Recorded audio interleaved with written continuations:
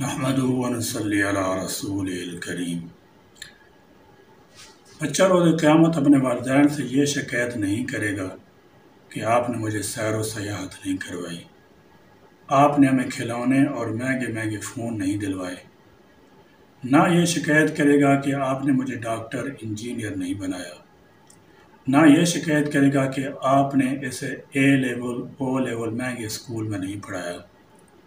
نہ یہ شکایت کرے گا کہ آپ نے اسے عالی شان گھر میں نہیں پالا، مگر قیامت کے دن وہ آپ کی گردن ضرور پکڑے گا کہ آپ نے اسے نماز کے لیے جاگنا نہیں سکھایا، آپ نے اسے برائی سے بچنا نہیں سکھایا، آپ نے اسے قرآن دین اسلام کی تعلیم نہیں دی، آپ نے اسے برے لوگوں کی صحبت سے نہیں بچایا، آپ نے اس کی شادی میں دیر کر کے اسے فتنے میں مبتلا کروایا، آپ نے اسے گانے سننے کی عادت ڈلوائی، آپ نے اسے خاص کر کے بچیوں کو ستر حیا کی تعلیم نہیں دی، آپ نے انہیں نیم بھر نہ لباس پہننے سے نہیں روکا، آپ نے اسے بڑوں اور رشتوں کا ادب کرنا نہ سکھایا۔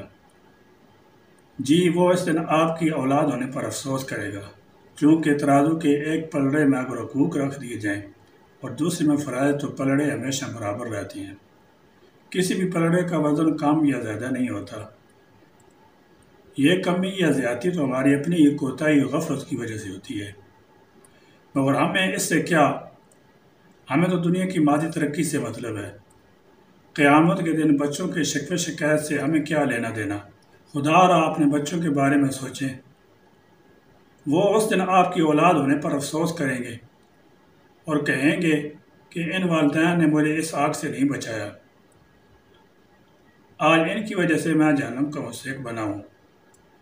رسول اللہ صلی اللہ تعالیٰ علیہ وسلم نے فرمایا، آگاہ ہو جاؤ کہ تم میں سے ہر ایک نگہبان ہے اور ہر ایک سے اس کی رعایا کے بارے میں سوال ہوگا۔